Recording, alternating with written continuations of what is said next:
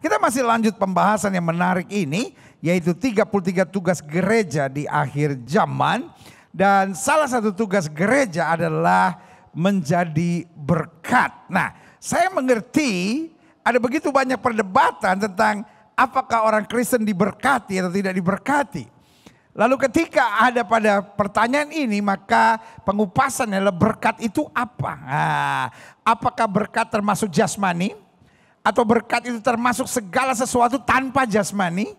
Ataukah berkat itu di dalamnya hanya jasmani? Ya kan? Ada yang sebagian menekankan, wah pokoknya orang yang hidup benar mengasihi Tuhan harus kaya. Wah, sebagian bilang enggak soal kaya, harus miskin, harus menderita. Yang penting pokoknya hidupnya dengan buah-buah roh. Sebagian bilang no, seimbang. Karena diberkati meliputi segala hal. Roh artinya hidup kita makin dekat dengan Tuhan. Jiwa artinya kita memiliki karakter yang baik, penuh sukacita, penuh damai sejahtera, mengeluarkan buah-buah roh. Dan tubuh artinya diberkati. Apa saja yang kita buat dibuat Tuhan berhasil dan perjalanan kita akan beruntung, itu janji Tuhan. Nah, terserah sudah percaya yang mana, ya kan? Dan satu yang saya pegang, sesuai imanmu jadi padamu, ya kan? Dan gak usah menyerang pandangan yang lain. Sebagian berkata, oh makin menderita seseorang, maka makin rohani orang itu. Sesuai dengan imanmu jadi padamu. Sebagian berkata, no, berkat itu meliputi segala sesuatunya. Roh diberkati, jiwa diberkati, tubuh diberkati, apa saja yang dikerjakan dibuat Tuhan berhasil dan perjalanan akan beruntung. Amin. Itu juga akan terjadi. Gak usah saling menyerang dan berkata, oh itu pandangan teologi kemakmuran. Sebagian bilang, oh itu teologi penderitaan. Oh itu teologi kesengsaraan. Loh, teologi itu kan yang buat manusia kan. Itu kan berdasarkan pada irinya masing-masing. Berdasarkan pada persaingannya masing-masing. Lalu mulai menyerang gereja lain, mulai menyerang pandangan lain. Artinya engkau seorang yang busuk hatinya. Saudara yang kasih dalam Tuhan. Biarkan setiap orang dengan pemahamannya. Dengan pengalamannya dengan Tuhan. Yang penting jangan melenceng dalam firman Tuhan. Iya ya. Yang sebagian menekankan buah-buah roh. Yang sebagian menekan karunia-karunia roh. Tapi yang menekan karunia roh bukan berarti tidak menekankan tentang buah-buah roh. Iya kan? Tapi intinya. Di mana ada keseimbangan. Selalu ada hasil yang luar biasa.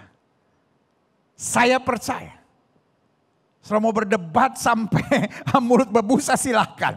Saya tidak mau berdebat. Tapi yang saya percaya hidup Kristen diberkati, titik. Karena apa? Karena kita punya tugas. Dan tugas kita menjadi berkat. Bagaimana saya bisa menjadi berkat kalau saya tidak diberkati? Karena kita hanya bisa memberi sesuatu yang kita punya. Kalau kita punya damai, kita bisa memberi damai. Kalau kita punya sukacita, kita bisa memberi sukacita. Tapi kalau kita punya iri, kita hanya bisa memberikan kekacauan. Kalau kita punya kepahitan dalam ladang Tuhan, kepahitan dengan orang-orang karismatik misalnya. Kepahitan dengan orang-orang Pentekostal misalnya. Kepahitan dengan orang-orang yang berbahasa roh misalnya. Yang kita bagikan selalu kebencian, kebencian, kebencian, kebencian. Kenapa? Karena kita hanya bisa bagikan apa yang kita punya. Ya selalu lihat. Kalau orang yang dia bagikan selalu kebencian, selalu menyerang, selalu menjatuhkan. Karena memang dia punya hati yang luka, saudara-saudara.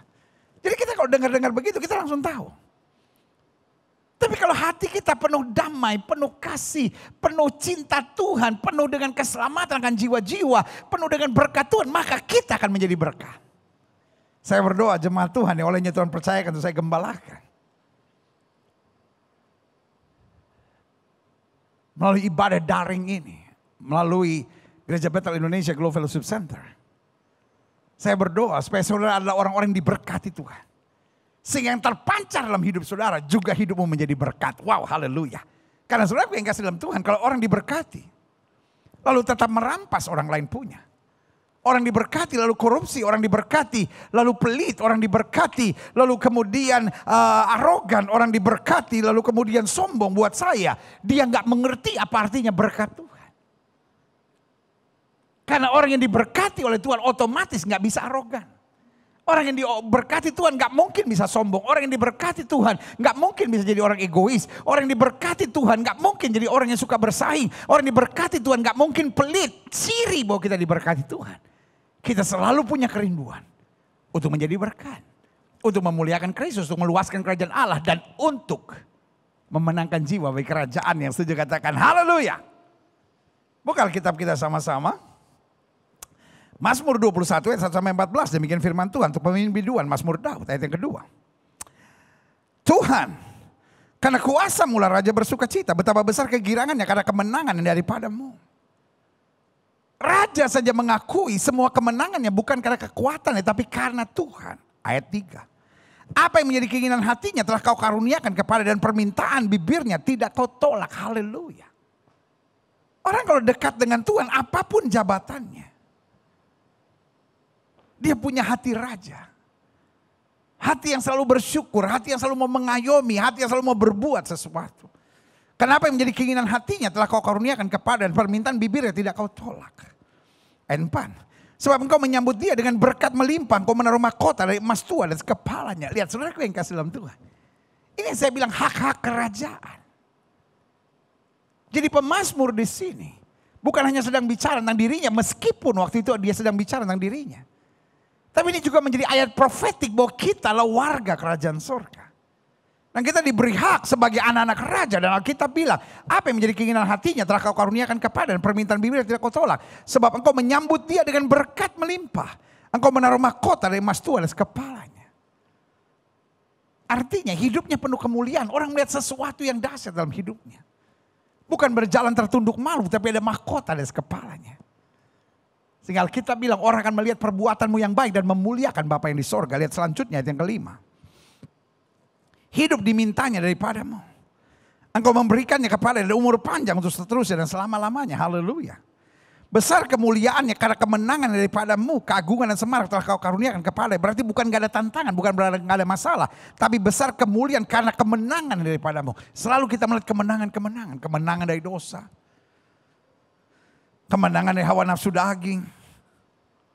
Kemenangan dari segala kebencian, kepahitan. Sehingga orang boleh coba menyerang, orang boleh coba memahitkan hidup, orang boleh coba membuli, orang boleh coba menghina. Tapi kita tetap memberkati. Jangan cuma nyanyi waktu sekolah minggu. Aku anak raja, engkau anak raja, kita semua anak raja.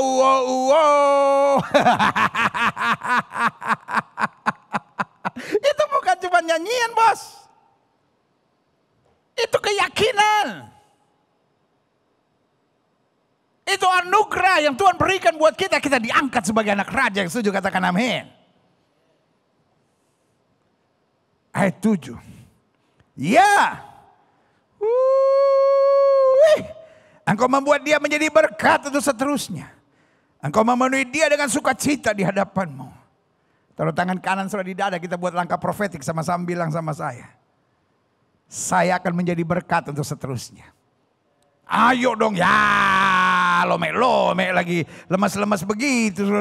Taruh tangan kanan sudah di dada sama-sama bilang sama saya. Saya akan menjadi berkat untuk seterusnya. Lebih mantap lagi ya, taruh tangan kanan di dada sama-sama bilang. Saya akan jadi berkat untuk seterusnya. Dan selama-lamanya. Haleluya. Loh itu firman Tuhan. Saudara boleh ngeyel sama saya. Gilbert, penganut teologi kemakmuran. Saya gak ngerti apa itu teologi kemakmuran.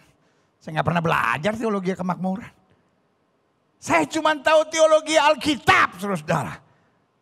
Karena saya ada di sekolah teologi untuk belajar Alkitab. Saya tidak ada untuk belajar teologi. Saya tidak ada belajar untuk doktrin. Saya hanya belajar Alkitab.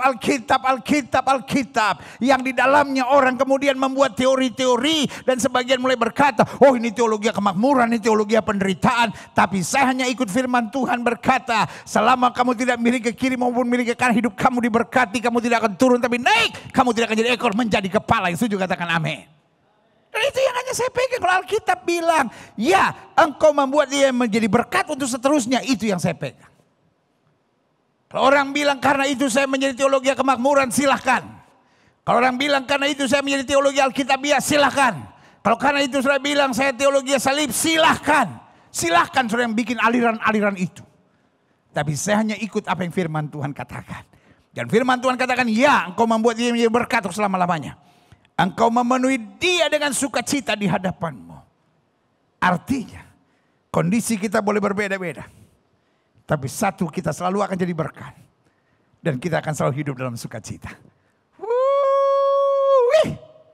Sebab raja percaya kepada Tuhan. Artinya kalau kita percaya kepada Tuhan, kita mendapat the anointing of king. Kita mendapat urapan raja sebagai anak-anak raja. Iya kan? Dikatakan sebab raja percaya kepada Tuhan. Dan karena kasih setia yang maha tinggi, ia tidak goyang. Artinya apa? Yang namanya raja mau sering coba dikudeta. Tapi karena kasih karunia Tuhan, dia tidak goyah. Haleluya. Selanjutnya klik. Tanganmu akan menjangkau semua musuhmu. Tangan kananmu akan menjangkau orang-orang yang membenci engkau. Engkau akan membuat mereka seperti perapian yang menyala-nyala pada waktu engkau menampakkan diri ya Tuhan. Murka Tuhan akan menelan mereka dan api akan memakan mereka. Urusan kita bukanlah membereskan orang-orang yang memfitnah kita, membuli kita, mencurangi dan menjahati kita. Urusan kita adalah taat, setia dan hidup dalam kebenaran. Saya ulangi. Urusan kita adalah taat, setia dan hidup dalam kebenaran. Bukan urusan kita, tapi pendeta dia memfitnah saya, dia mencurangi saya, dia mengkhianati saya, dia membuli saya. Welcome to this world. Itulah dunia yang sedang kita jalani. Wajar. Pemfitnah ada di mana-mana. Bos, orang curang ada di mana-mana, bos. Orang-orang yang menusuk dari belakang, pengkhianat-pengkhianat, wajar ada di mana-mana, bos. Tapi selama kita tidak menyimpang ke kiri maupun ke kanan, kita tahu bukan urusan kita. Sama-sama bilang sama saya, bukan urusan saya. Saya ini biji matanya Tuhan loh saudara-saudara. Saya ini biji matanya Tuhan. Jadi kalau kita sadar kita biji matanya Tuhan, kita mendapat anointing of the king. Sebagai anak-anak raja. Maka apa yang terjadi? Orang yang merancangkan dan jahat akan malu melihat kemuliaan Tuhan dalam diri kita. Amin. Makanya ayat ini dengan tegas bilang. Tanganmu akan menjangkau semua musuhmu, tangan kananmu akan menjangkau orang yang membenci engkau. Engkau akan membuat mereka seperti perapian yang menyala-nyala. Pada waktu engkau menampakkan diri, ya Tuhan, murka Tuhan akan menelan mereka dan api akan memakan mereka. Lihat ayat selanjutnya. Keturunan mereka akan kau binasakan dari muka bumi dan anak cucu mereka dari antara anak manusia. Apabila mereka hendak mendatangkan malapetaka atasmu merancangkan tipumu, lihat mereka tidak berdaya. Amin. Jadi ada saja orang-orang yang mau merancangkan yang jahat, tapi kita bukan orang-orang paranoid. Halo, kita bukan orang-orang paranoid yang sebentar-bentar, jangan-jangan begini, jangan-jangan begini, jangan-jangan. Boleh nggak mulai sekarang? Buang dalam pikiran saudara kebiasaan berpikir, jangan-jangan begini, jangan-jangan begini. Mulai hari ini berkata, pokoknya aku percaya. Aku percaya dia merubah kutuk menjadi berkat. Aku percaya dia memberikan berkat yang berkelimpahan. Aku percaya dia akan mengangkat aku dan tidak membiarkan aku turun. Dia akan menegakkan aku dan tidak membiarkan aku jatuh. Aku percaya satu orang bertobat, seluruh rumah tangga diselamatkan. Aku percaya oleh bilur-bilurnya aku yang sakit disembuhkannya. Saya mengerti. Hari-hari ini, COVID bukan hanya parah, saya menyebutnya ganas, saudara.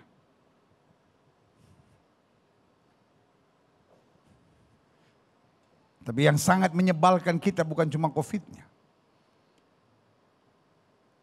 Seperti saya singgung minggu lalu. Kitanya hari-hari ini masker mesti double. Kalau perlu pakai APD kemana-mana saudara. Pas malam-malam kita buka TV nonton Piala Eropa. Oh dong bataria di situ. Nggak ada yang pakai masker kita. Oh Tuhan. Padahal kuncinya cuma 2. Disiplin dan vaksin. Makanya penebar-penebar hoax tentang konspirasi, tentang anti vaksin, Boleh gak saya ngomong dari hati saya yang terdalam? Bertobatlah. Saudara dipakai oleh kekuatan yang saudara juga gak tahu. Tapi sebetulnya saudara hanya alat setan untuk kekacauan dan kegaduhan di bangsa ini. Seandainya orang-orang seperti saudara tidak terus menebarkan virus kekacauan ini, bangsa kita sama dengan mereka. Saudara ingat gak? Ada masanya Indonesia menolak turis-turis atau siapapun yang datang dari Inggris dan dari Italia. Karena Inggris dan Italia waktu itu sangat parah. Tapi sekarang sebaliknya. Hampir seluruh dunia menolak orang-orang Indonesia. Kenapa? Nah ini. Karena ada yang menebar virus lebih jahat daripada COVID. Yang dia pikir dia paling pintar, paling mengetahui segala sesuatunya. Oh ini dari profesor dari Amerika. Oh ini dari profesor dari Italia, ini dari profesor dari Inggris. Buktinya negara-negara mereka aja gak ngikutin profesor-profesor gak jelas itu saudara. Iya kan? Buktinya mereka cuma 2 kok. Disiplin vaksinasi dan disiplin protokol kesehatan. Ketika itu lewat beres semuanya. Saya berdoa. Supaya bangsa kita tidak bodoh. Saya mohon maaf. Buat penebar-penebar teori konspirasi. Penebar-penebar anti vaksin.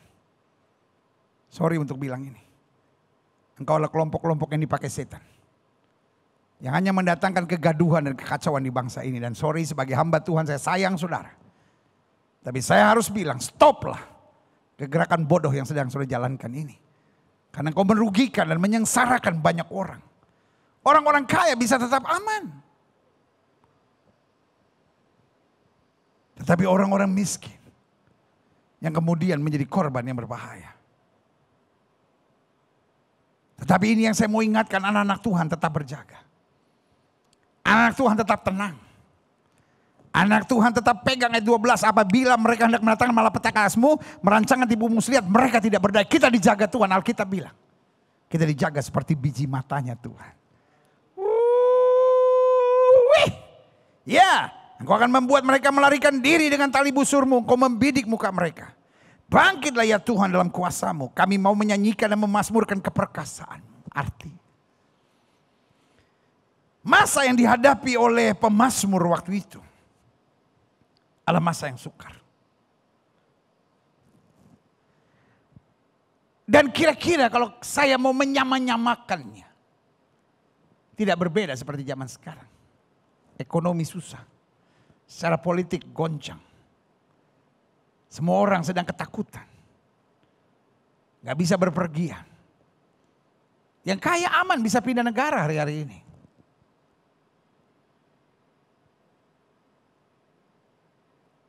Dan yang pas-pasan kalaupun pindah negara gak punya duit untuk bertahan. Tapi saudara yang kasih dalam Tuhan, yang dikatakan oleh firman Tuhan luar biasa, bangkitkan ya Tuhan dalam kuasamu. Kami mau menyanyikan dan memasmurkan keperkasaanmu. Jadi artinya apapun yang terjadi, kami serahkan kepada Tuhan dan urusan kami tetap meninggikan Tuhan, tetap memuliakan Tuhan, tetap melakukan pekerjaan yang Tuhan kehendaki. Dan salah satunya, kita harus jadi berkat. Haleluya, klik. Nah saya pelajari, yang namanya kejahatan, yang namanya kekerasan, yang namanya pengkhianatan, yang namanya kemunafikan di akhir zaman tidak dapat kita hindari. Mau atau tidak, suka atau tidak, sanggup atau tidak, kita harus menghadapinya. Kejahatan, kekerasan, pengkhianatan, kemunafikan. Adik-adik muda, izinkan saya bertanya sama kalian. Apapun yang kalian coba usahakan. Pertanyaan saya buat adik-adik muda. Kejahatan, kekerasan, pengkhianatan, kemunafikan kau hadapi gak? Bukan cuma hadapi pendeta, kadang-kadang saya ngerjain juga. Iya kan? Pengusaha-pengusaha hebat. Tokoh-tokoh politik, polisi dan tentara, pengacara, hakim dan jaksa, dokter, insinyur, dosen, siapapun saudara. Suka atau tidak suka, mau atau tidak mau, siap atau tidak siap, sanggup atau tidak sanggup. Di sekitar kita, kita menghadapi orang-orang jahat, orang-orang yang hidup dalam kekerasan, pengkhianat-pengkhianat, dan orang-orang munafik.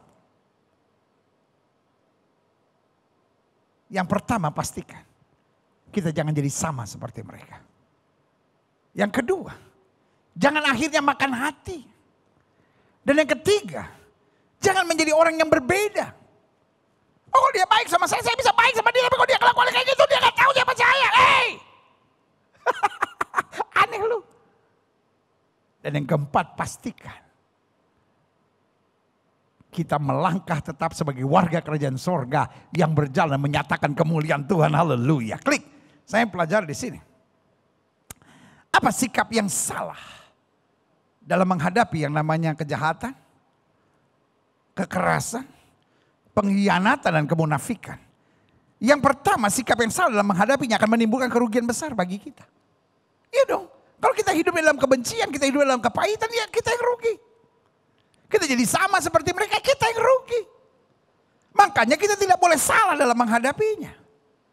Pastikan kita tetap berjalan tuntunan Tuhan, pada kehendak Tuhan, pada rencana Tuhan, pada jalan yang Tuhan tetapkan buat kita. Karena sikap yang salah dalam menghadapi ini akan menimbulkan kerugian besar bagi kita. Ada banyak orang harusnya hidupnya begitu luar biasa, begitu diberkati, harusnya hidupnya alami janji-janji Tuhan, tapi nggak bisa. Kenapa? Karena ikut. Daud nggak mau ikut. Saul boleh mengkhianatinya, Saul boleh mencuranginya, Saul boleh melakukan kekerasan, Saul boleh melakukan kejahatan. Berkali-kali Saul merancangkan pembunuhan pada Daud, tapi Daud bilang apa? I will not touch the anointed one. Aku tidak akan menjamah orang yang Tuhan urapi. Dia nggak mau biarkan kebencian. Dia nggak mau biarkan kepahitan. Dia nggak mau biarkan gigi ganti gigi, mata ganti mata berlaku dalam hidupnya. Dia nggak mau jadi sama seperti mereka. Kalau kamu setia, saya setia. Tapi kalau kamu berkhianat kayak gitu, saya bisa lebih jahat berkhianat dari kamu. Gak mau. Karena Daud mengerti betul sikap yang salah dalam menghadapi permainan setan di dunia ini akan mendatangkan kerugian besar buat kita. Yang kedua, sikap yang salah dalam menghadapinya akan menjadi sandungan kita dalam kesaksian kita. Kita akan menjadi batu sandungan. Orang akan bilang, wah pelayanannya sih hebat. Kesaksiannya sih hebat. Keaktifannya dalam dunia rohani mah hebat. Tetapi kalau udah difitnah orang, kalau udah dicurangi orang, kalau udah dijahatin orang, waduh. Dia bisa pakai pembunuh bayaran untuk membalas. Saudara yang kasih dalam Tuhan. Itu bukan ciri anak Tuhan. Adik-adik muda saya mengerti. Dikhianati itu sakit. Ada saudara-saudara yang keluar dari gereja. Ada saudara-saudara yang akhirnya gak tertarik lagi. Dan akhirnya saudara cenderung menjadi ateis, gak percaya Tuhan. Karena merasa orang-orang yang beragama penuh dengan kemunafikan dan kejahatan. Tapi sekali lagi saya hanya mau ingatkan buat saudara. Itu hanya merugikan dirimu sendiri. Itu hanya menyengsarakan dirimu sendiri. Tapi hari ini, sebagai seorang yang mengasihi saudara, saya hanya mau mengingatkan dalam kasih Tuhan. Kita gak bisa menghindari semuanya. Kita harus menghadapinya.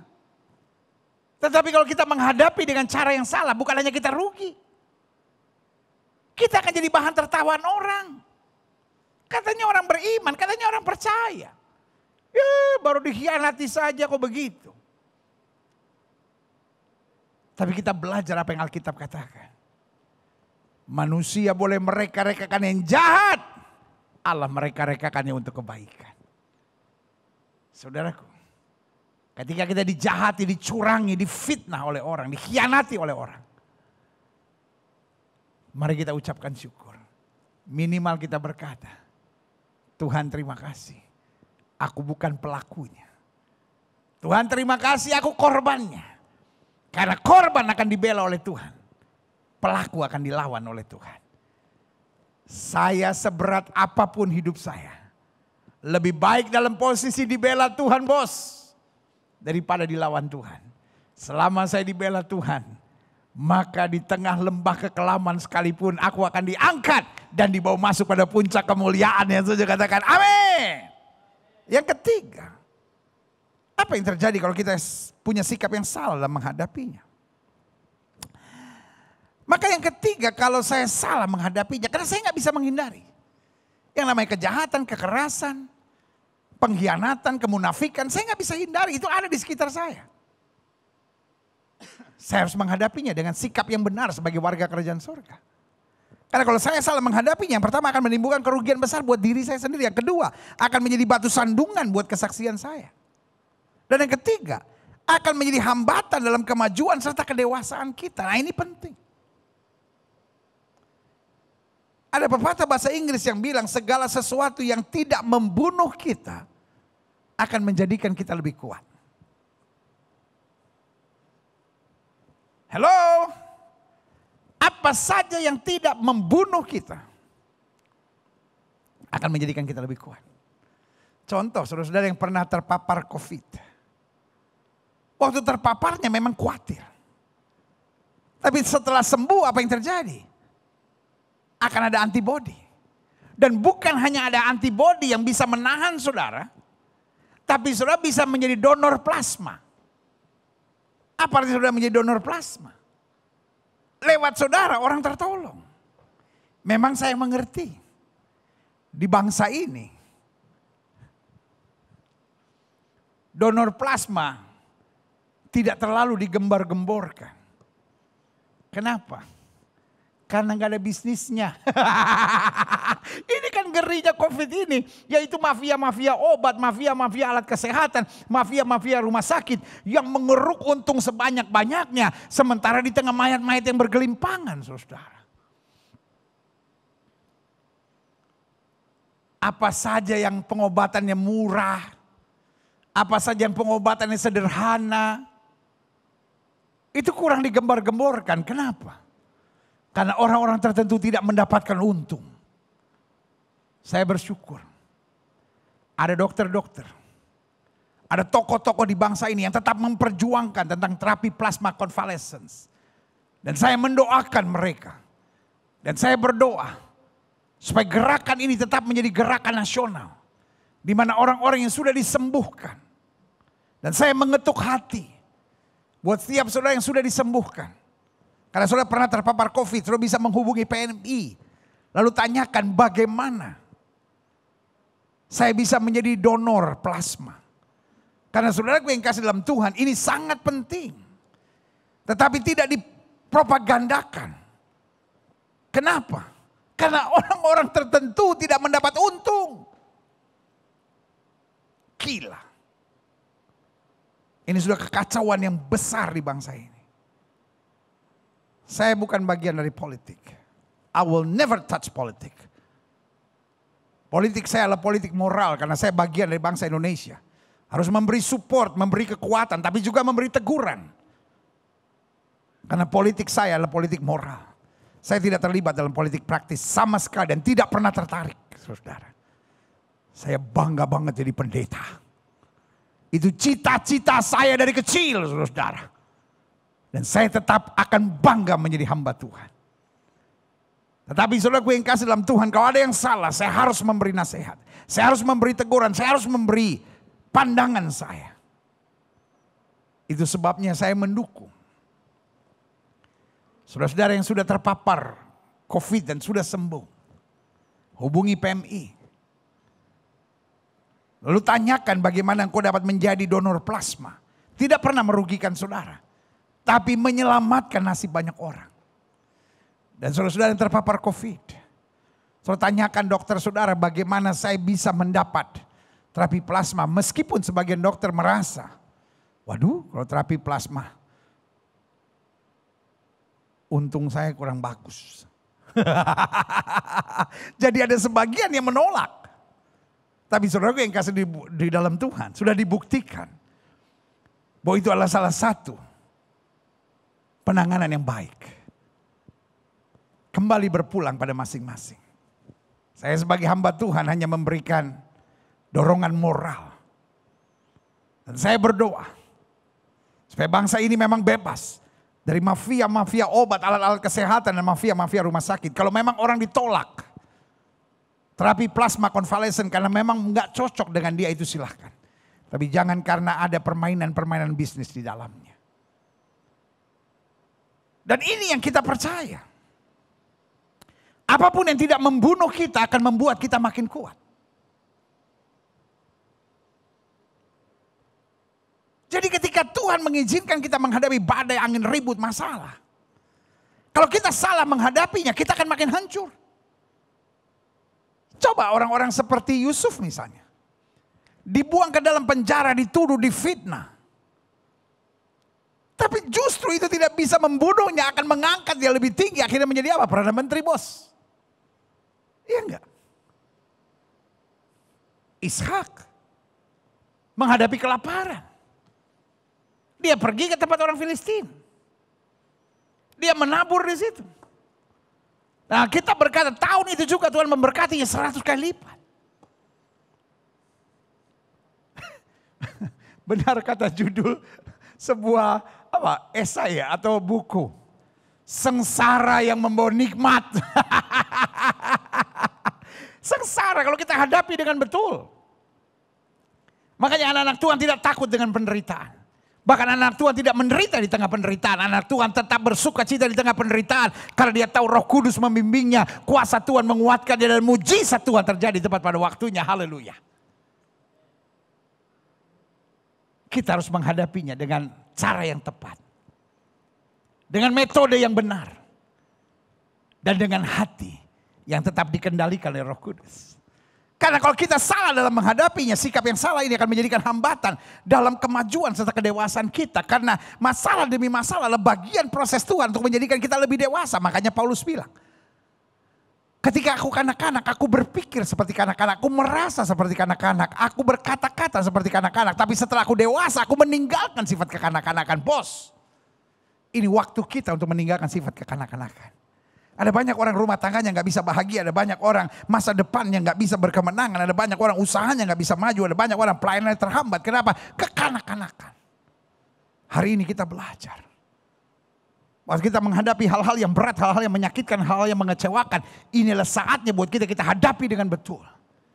Sehingga kita dituntun Tuhan menjadi semakin dewasa, semakin maju dalam terang anugerah dan rancangan Tuhan yang sempurna. Selanjutnya. Apa yang terjadi kalau sikap kita salah? Jadi jangan salahkan pemfitnah. Jangan salahkan pengkhianat. Jangan salahkan orang-orang munafik. Jangan salahkan orang-orang jahat di sekitar kita. Karena God put them with a reason. Tuhan izinkan itu terjadi di sekitar kita dengan sebuah tujuan.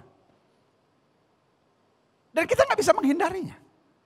Tapi kita bisa menghadapinya dengan cara yang betul dan mendapatkan hasil rencana Tuhan yang luar biasa. Yang setuju katakan amin. Yang keempat. Apa yang terjadi kalau sikap kita salah dalam menghadapi hal-hal yang menyakitkan ini? Akan membuat kita semakin jauh dari rancangan-rancangan Tuhan yang sebenarnya ini dalam kehidupan kita. Karena kita lari dari jalan Tuhan.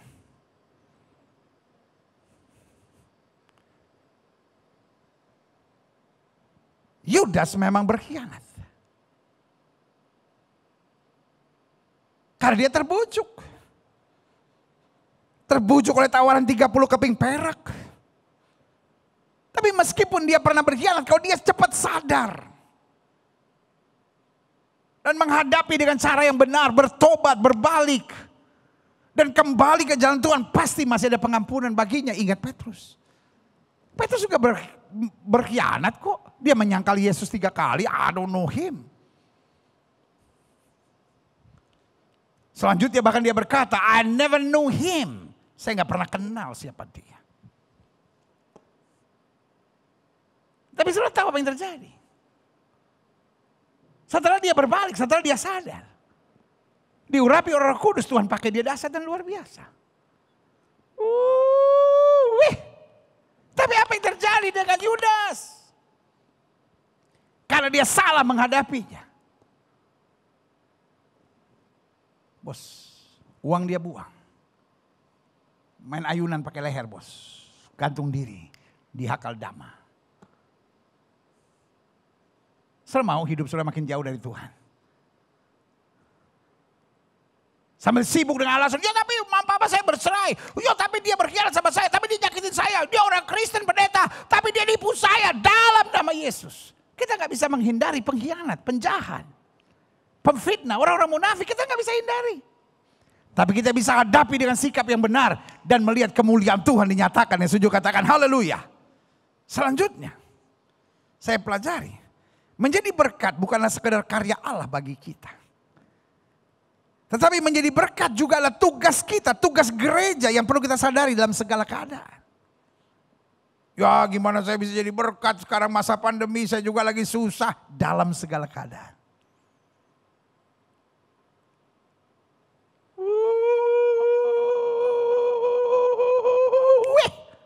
Sama-sama bilang sama saya dalam segala keadaan. Menjadi berkat bukanlah sekedar karya Allah bagi kita, namun juga tugas kita, tugas gereja. Yang perlu kita sadari dalam segala keadaan. Klik, saya pelajari selanjutnya. Kita perlu jadi berkat. Kapan? Satu. Ketika kita sedang dihantam badai serta menghadapi hal-hal yang menyakitkan. Kita bukan sekedar harus jadi berkat ketika kita sukses, ketika kita berhasil. Saudara yang kasih dalam Tuhan, ketika kita sukses, kita berhasil, kita bahagia. Otomatis orang akan melihat sesuatu yang dahsyat dalam hidup kita dan memuliakan Kristus. Tapi saya harus tekankan bukan hanya di situ. Ada banyak orang mencari excuses. Saya kan gak bisa jadi berkat sebab saya sedang dihantam badai. Serta menghadapi hal-hal yang menyakitkan. Saya harus beresin dulu. Saudara yang kasih dalam Tuhan. Ada banyak hal dalam hidup ini gak perlu kita beresin. Dia akan beres ketika kita taat jalan pada seluruh kehendak Allah. Gak segala hal dalam hidup ini harus kita bereskan. Tapi yang pasti segala hal harus kita hadapi dengan syukur. Dengan iman, dengan penyerahan penuh kepada Tuhan dan rencananya yang sempurna. Saya harap sudah mengerti. Karena saya tahu ini akan menimbulkan banyak perdebatan. Dari orang-orang yang memang dasar hatinya menolak untuk menjadi berkat. Karena pikirannya saya baru bisa menjadi berkat kalau saya sukses, saya berhasil, saya maju, saya punya segala-galanya. No. Ketika engkau sedang dihantam badai. Ketika engkau sedang menghadapi hal-hal yang menyakitkan. Bisa enggak engkau tetap memberkati? Bisa enggak engkau tetap membawa damai? Bisa enggak engkau tetap memuliakan Kristus? Dan bisakah engkau tetap menjadi pelaku-pelaku firman yang sungguh-sungguh mengandalkan Tuhan dan kuasa Roh Kudusnya? Haleluya. Yang kedua, kita perlu menjadi berkat.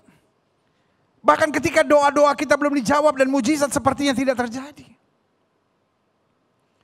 Ada orang-orang yang ketika doa-doanya tidak dijawab, mujizat tidak terjadi, dia mulai marah sama Tuhan. Ayub setiap pagi menguduskan anak-anaknya. Setiap pagi dia membakar korban, mempersembahkan segalanya kepada Tuhan. Tiba-tiba one day, he lost everything.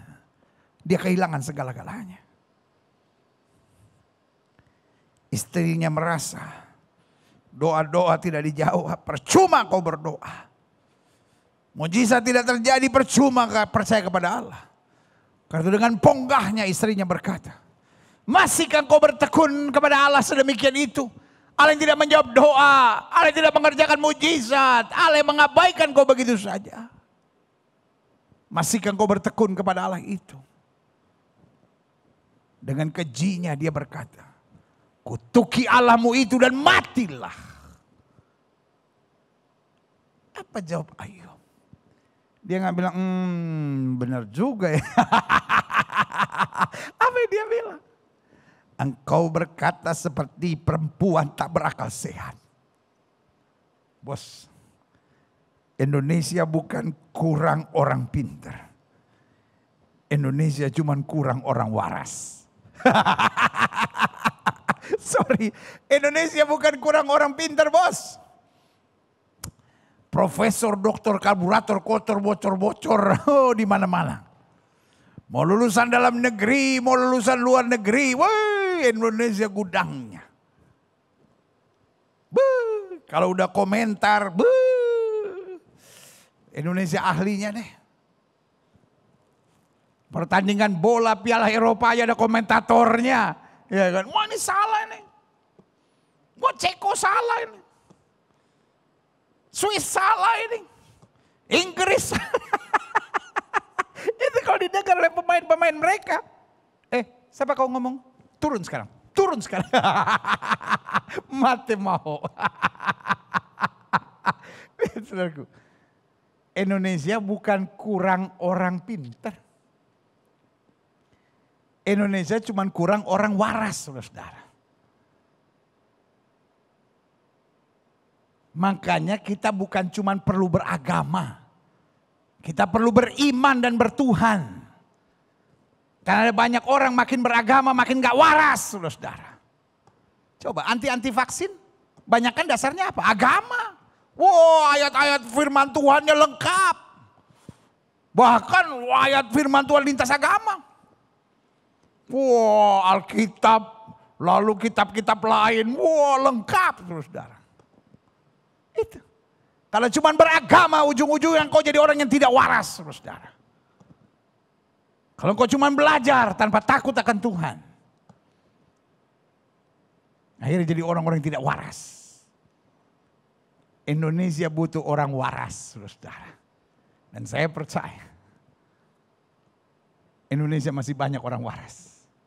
Cuman orang yang gak waras sedang mau goyang orang-orang yang waras ini, supaya orang yang tidak waras mengambil kedudukan orang-orang yang tidak waras, orang-orang yang waras. Makanya kita perlu berdoa. Setiap pilkada, setiap pemilu, ya kan? Saya tidak tertarik dengan politik seperti saya bilang tadi. Tapi saya hamba Tuhan yang tidak bisa tidak. Harus bersuara secara politik moral. Pastikan. Saya tidak tertarik untuk menunjuk partai apa, siapa yang harus dipilih. Pastikan jangan sampai orang yang tidak waras menggantikan orang yang waras.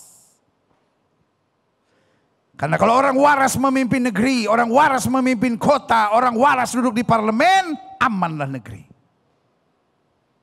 Tapi kalau orang tidak waras yang duduk di parlemen, orang yang tidak waras memimpin lembaga, orang yang tidak waras menjadi bupati, orang yang tidak waras menjadi pemimpin negeri, rusaklah negeri ini. Istrinya orang beragama. Tapi sekali lagi saya bilang beragama sama bertuhan dan beriman itu beda. Makanya Daud menegurnya, maksud saya Ayub menegurnya. Engkau berkata seperti perempuan tak memakai akal sehat, artinya kau berbicara seperti perempuan tak waras. Apakah kita hanya mau menerima yang baik dari Allah dan tidak mau menerima yang tidak baik? Artinya yang baik menurut saya ataupun tidak baik menurut saya, kalau Tuhan izinkan pasti ada maksud yang luar biasa. Yang setuju katakan yes, saya terima dengan iman. Itulah orang waras. Orang waras artinya menghadapi segala perkara tetap tenang. Menghadapi segala perkara tetap mengambil pelajaran. Menghadapi segala perkara tetap bersyukur. Menghadapi segala perkara tetap disiplinkan dirinya untuk menjadi berkat. Itu saya beri nama orang waras.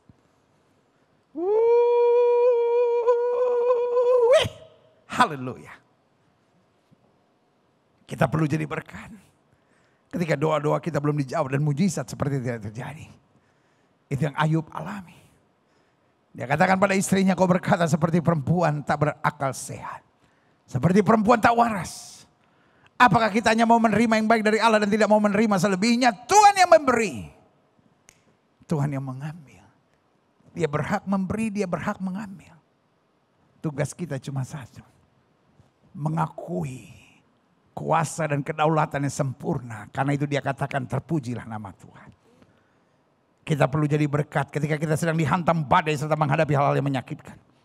Kita perlu jadi berkat ketika doa-doa kita belum dijawab dan mujizat seperti tidak terjadi. Yang ketiga, kita perlu jadi berkat bahkan ketika ada orang-orang di sekitar kita yang melukai kita, menyakiti kita dan mengkhianati kita. Tidak bisa kita hindari. Makanya benar firman Tuhan. Terkutuklah orang yang mengandalkan manusia. Bos, kita udah coba berkali-kali bos. Ketika kita mengandalkan manusia, di situ kita mengalami goncangan dan kekecewaan yang hebat. Masih mau coba? Tantangan saya buat sederhana. Masih mau coba bos? Masih. Nggak kapok. Kapok kenapa? Tahun-tahun kemarin coba lihat kekecewaan saudara, kemarahan saudara, kekecewaan yang paling buat saudara down. Kenapa? Karena engkau terlalu berharap sama manusia kan? Dan manusia bisa melukai, menyakiti, dan mengkhianati. Dan melukai, menyakiti, dan mengkhianati. Yang paling sakit adalah ketika orang itu paling kita harapkan. Adik-adik muda. Orang yang paling kau harapkan. Ketika melukai, menyakiti, dan mengkhianati saudara. Sakitnya sampai ke tulang saudara. Sakitnya sampai ke tulang saudara. To the bone. Tapi yang saya mau ingatkan buat setiap saudara sederhana. Di saat seperti itu, jangan pikir untuk balas. Di saat-saat seperti itu, jangan berpikir untuk mencelakakan. Jangan berpikir biar Tuhan hajar, biar Tuhan habisin. Oh, gak kuat, santai. Bilang terima kasih Tuhan. Saya diizinkan Tuhan menghadapi hal-hal yang menyakitkan. Supaya saya belajar. Makin dewasa, makin kuat, makin mengandalkan Tuhan. Dan makin tidak mengandalkan manusia. Haleluya. Selanjutnya, kita perlu jadi berkat. Meskipun ketika kita sedang terjajah suara perasaan kita tentang Tuhan sepertinya semakin jauh dan meninggalkan kita. Ada sesuatu yang tidak pernah bisa kita hindari. Waktu kita menghadapi tantangan, kita menghadapi godaan, kita menghadapi masa-masa yang sukar. Seperti ada suara perasaan kita yang berkata, where's God? Di mana Tuhan yang kau layani, di mana Tuhan yang kau sembah, di mana Tuhan yang kau berkorban dan mati-matian untuk Dia. Where are God for you? Di mana Tuhan buat kamu? Daud bilang, hai jiwaku, berharaplah kepada Tuhan dan jangan lupakan segala kebaikannya. Saya bisa melihat suasana emosional dalam diri Daud. Bagaimana jiwanya seperti berontak. Jiwanya seperti tertekan. Jiwanya seperti begitu sakit dan kecewa. Karena sepertinya, why God is not helping me. Kenapa Tuhan tidak menolong saya. Tapi di saat seperti itu, dia gak mau baperan. Tapi dia ngomong sama dirinya sendiri. Hai jiwaku, berharaplah kepada Tuhan dan jangan lupakan segala kebaikannya. Folks, I love you. Ada kalanya yang kau hadapi dalam hidup betul-betul menyakitkan hati saudara. Dan kadang-kadang saudara ikut kebaktian seperti ini udah enek gitu. Saudara merasa pendeta-pendeta cuma ngomong aja. Ibadah-ibadah ini just like a puppet show. Semuanya karena rutin. Orang harus muji, nyanyi, baktian, ada khotbah. Semuanya gak berarti buat hidup saya. Semuanya berbeda dengan apa yang saya hadapi. I know. Kadangkala itu kekecewaan hati saudara. Tapi saya hanya mau ingatkan buat saudara. Kita tetap perlu jadi berkat. Ketika suara hati kita mengintimidasi kita, menekan kita.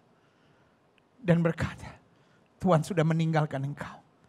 Dan saya mau bilang, suara itu suara setan saudara. Lawan.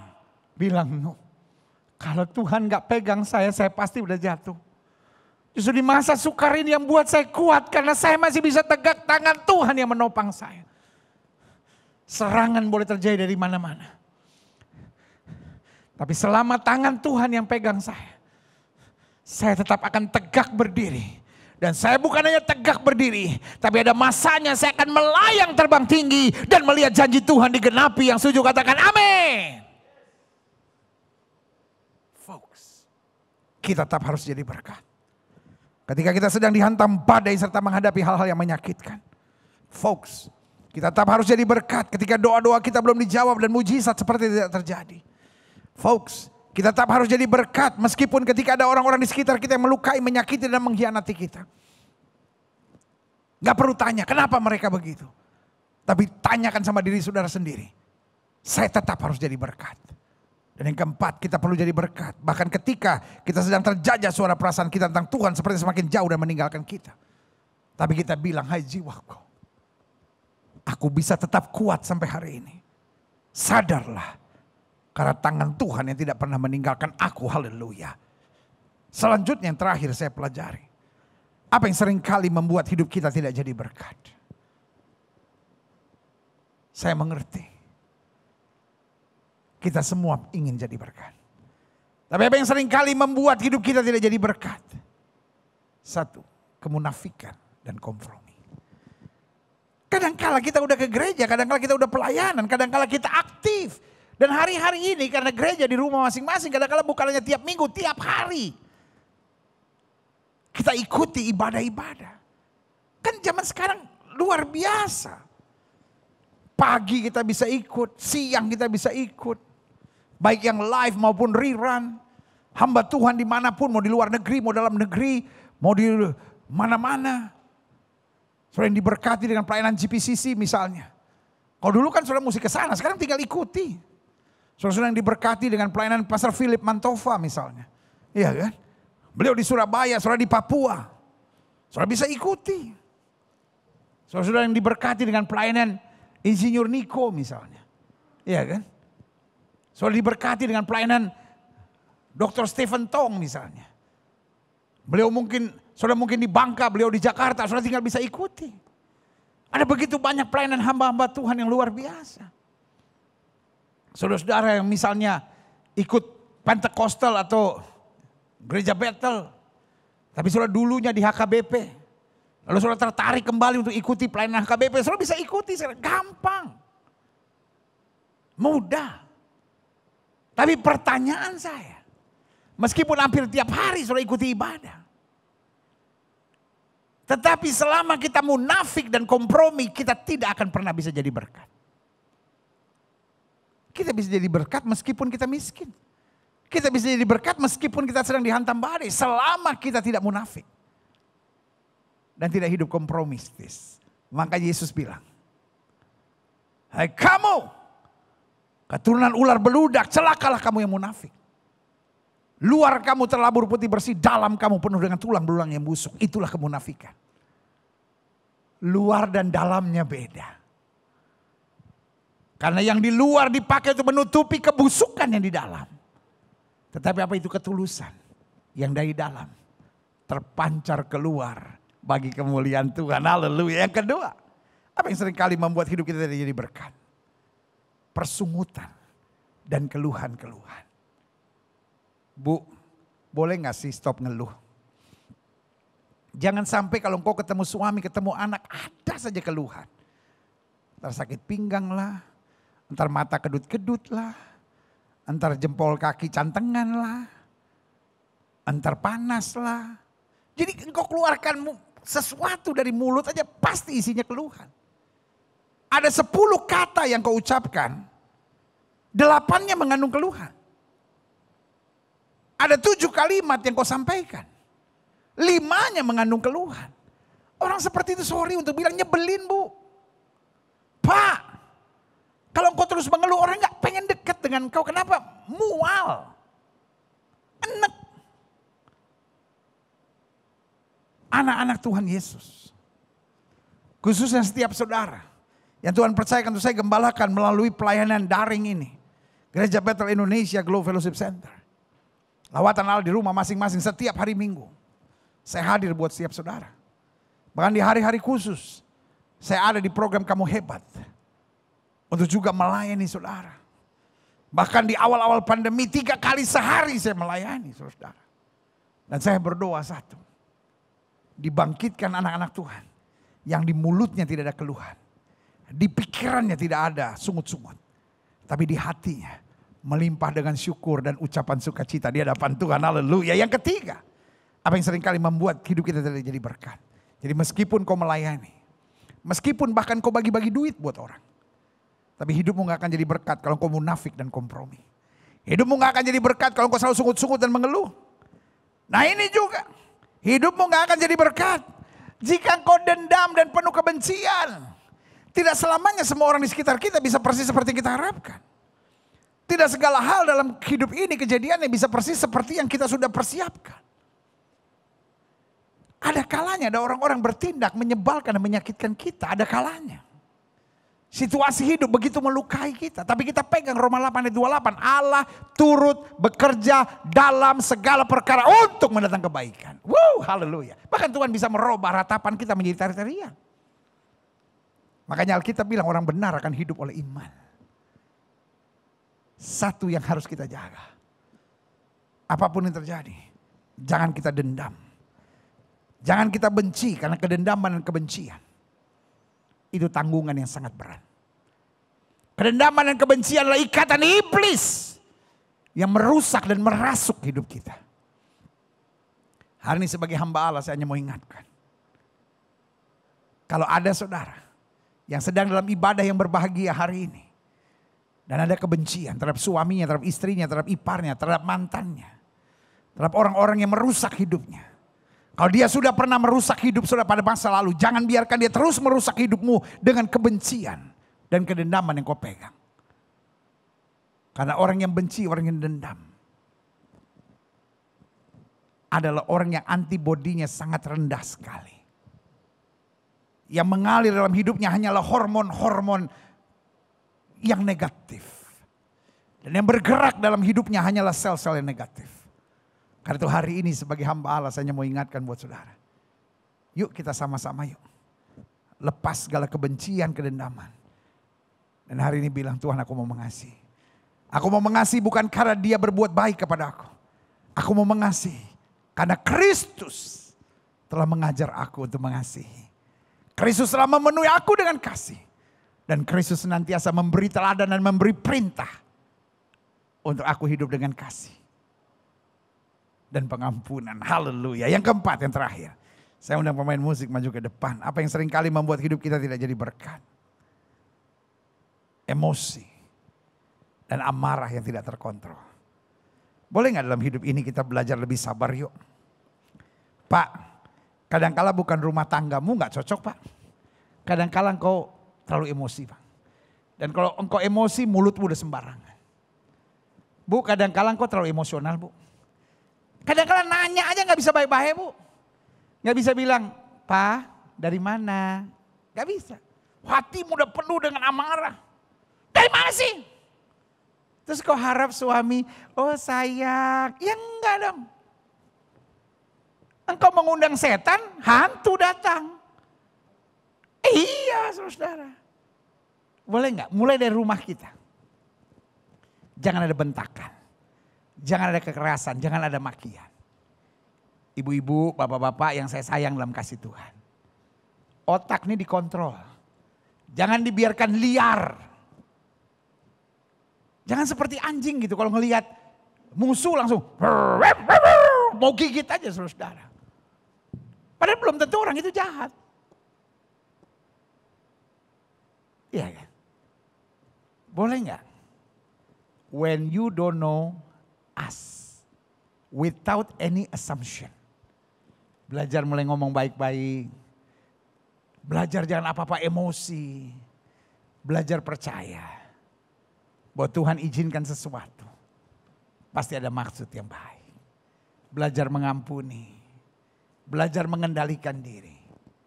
Karena Alkitab berkata orang bodoh akan membiarkan sakit hati dan amarahnya meledak-ledak. Tapi orang berhikmat akan menjadi orang-orang yang sabar. Saudaraku, hidup gak selamanya bisa persis seperti yang kita harapkan. Tapi satu yang saya percaya. Ini waktunya kita menjalankan tugas gereja di akhir zaman. Untuk menjadi berkat. Taruh tangan kanan sudah di dada.